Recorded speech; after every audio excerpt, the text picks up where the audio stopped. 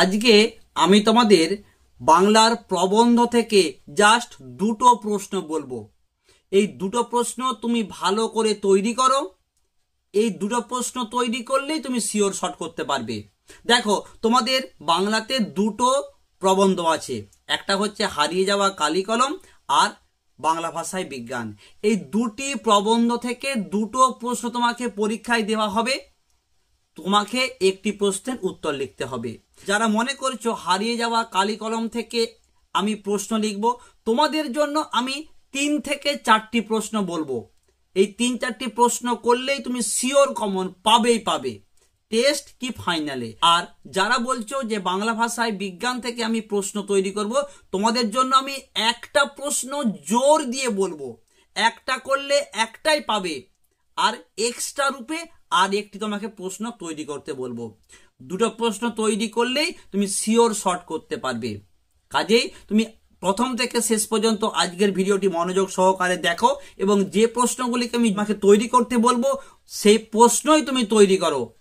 Test কি ফাইনালে sure তুমি কমন পাবেই পাবে। ঠিক এই রকম ভাবেই তোমাদের বাংলার গল্প, কবিতা, নাটক, কোনি, প্রবন্ধ রচনা থেকে পার্ট পার্ট করে আমি কিন্তু সাজেশন ভিডিও পোস্ট করে দিয়েছি। তোমাদেরকে আমি মাত্র 3টে রচনা দিয়েছি। এই 3টে রচনা তৈরি করলেই টেস্ট কি ফাইনালে তুমি শিওর কমন পাবেই পাবে। সেই সমস্ত ভিডিওগুলি যারা দেখে নিয়েছো তোমরা শিওর থাকতে পারো যে বাংলায় তোমরা 100% কমন পাবে। আর যারা এখনো দেখোনি তোমাদের দুঃখের কোনো কারণ নেই, চিন্তার কোনো কারণ নেই। তোমরা চ্যানেলে গিয়ে দেখে নিতে পারো, কিংবা এই ভিডিও ডেসক্রিপশন বক্সে সমস্ত সাজেশন ভিডিও লিংক আছে। আর তোমাদের সুবিধার জন্য আজকে আমি এই ভিডিওর শেষেতে, একবারে শেষে, দুটো ভিডিও লিংক দিয়ে রাখবো।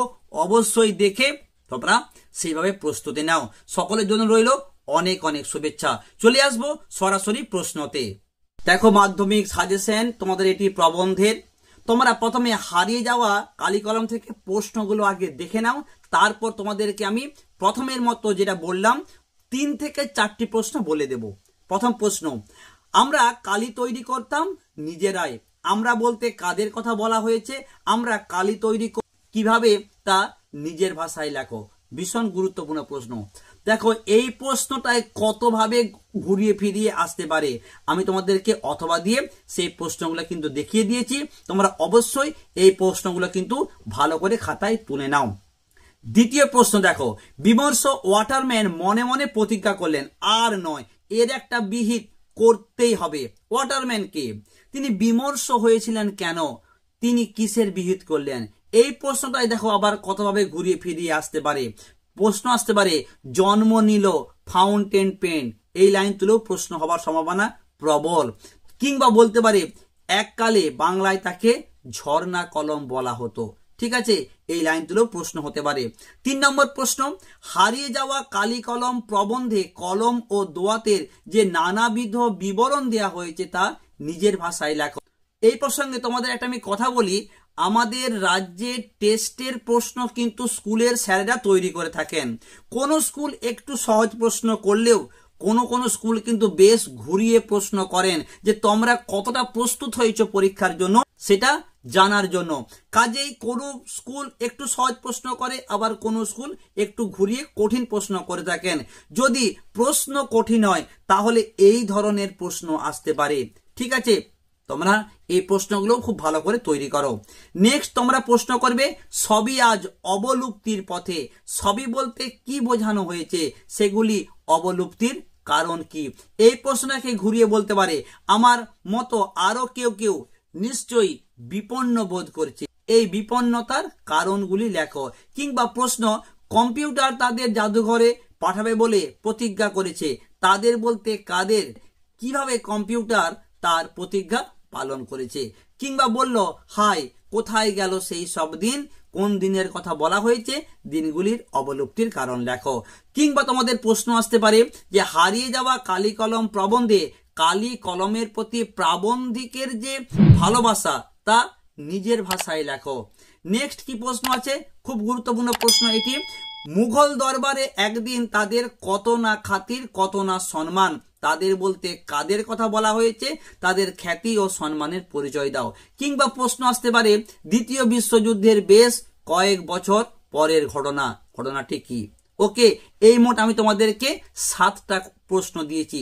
এবার তোমাদেরকে আমি জানিয়ে দেবো এই 7টি প্রশ্নের মধ্যে মোস্ট ইম্পর্টেন্ট 3-4টি প্রশ্ন, যে প্রশ্নগুলি করলেই তোমরা সহজেই টেস্ট পরীক্ষায় কমন পাবে।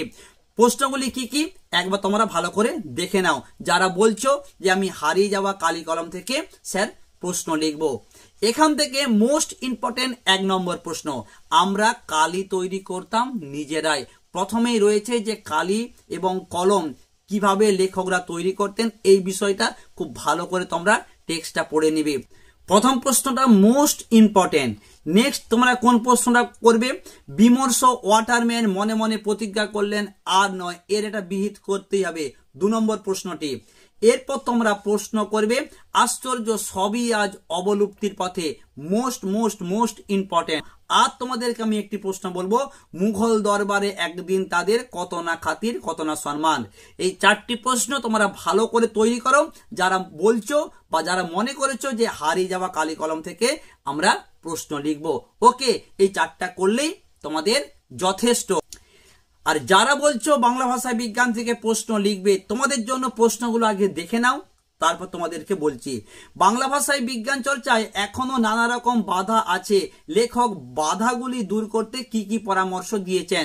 দেখো, এই প্রশ্নটাকে একটু ঘুরিয়ে 2025-এর পরীক্ষায় কিন্তু চলে এসেছিল, তবুও আমি তোমাদেরকে এই প্রশ্নটা দিয়েছি, কারণ টেস্ট পরীক্ষায় অনেক স্কুলে সহজ প্রশ্ন করার জন্য এই প্রশ্নটাকে কিন্তু দিতে পারে।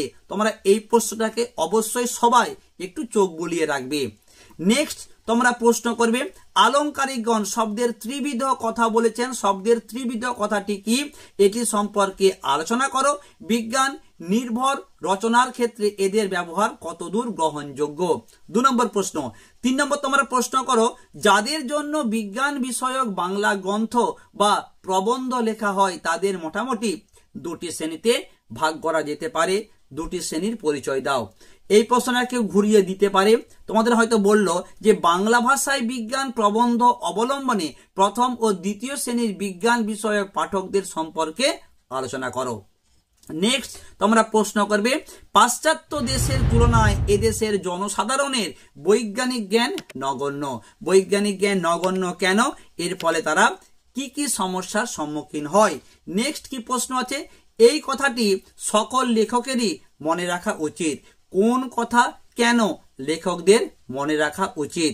আর তোমাদের আমি একটি প্রশ্ন দিয়েছি, যে লোক আজন্ম ইজার পড়েছে তার পক্ষে হঠাৎ ধুতি পরার অভ্যাস করা একটু শক্ত, প্রসঙ্গ উল্লেখ করে এর তাৎপর্য লেখো। যদি তোমাদের প্রশ্ন ঘুরিয়ে হয় এই ধরনের প্রশ্ন আসতে পারে। প্রশ্ন ঘুরিয়ে হলে তোমাদের প্রশ্ন আসতে পারে যে পাশ্চাত্য দেশের তুলনায় এদেশের জনসাধারণের বৈজ্ঞানিক জ্ঞান নগণ্য। বৈজ্ঞানিক জ্ঞান নগণ্য কেন, এর ফলে তারা কি কি সমস্যার সম্মুখীন হয়। যদি প্রশ্ন কঠিন হয় এই ধরনের প্রশ্নগুলো আসতে পারে। এইবার তোমাদেরকে আমি বাংলা ভাষায় বিজ্ঞান থেকে জাস্ট 2টো প্রশ্ন বলবো, খুব ভালো করে তৈরি করো। একটা করলে একটাই পাবে, সেই রকমের প্রশ্ন হচ্ছে একটি, আলংকারিকগণ শব্দের ত্রিবিধ কথাটি বলেছেন, শব্দের ত্রিবিধ কথাটি কি, এটি সম্পর্কে আলোচনা করো। বিজ্ঞান নির্ভর রচনার ক্ষেত্রে এদের ব্যবহার কতদূর গ্রহণযোগ্য। তোমরা দেখবে টেস্ট পরীক্ষার পর টেস্ট পেপার বের হলে ম্যাক্সিমাম সেটে 90% সেটেতে এই প্রশ্নটি থাকবেই থাকবে, ভিভিআই প্রশ্ন। এর পাশাপাশি তোমরা প্রশ্ন করবে 2 নম্বর, যাদের জন্য বিজ্ঞান বিষয়ক বাংলা গ্রন্থ বা প্রবন্ধ লেখা হয় তাদেরকে 2টো শ্রেণীতে ভাগ করা যেতে পারে, 2টি শ্রেণীর পরিচয় দাও। এই 2টি প্রশ্ন তোমাকে ভালো করে তৈরি করতেই হবে, একবারে মোস্ট ইম্পর্টেন্ট।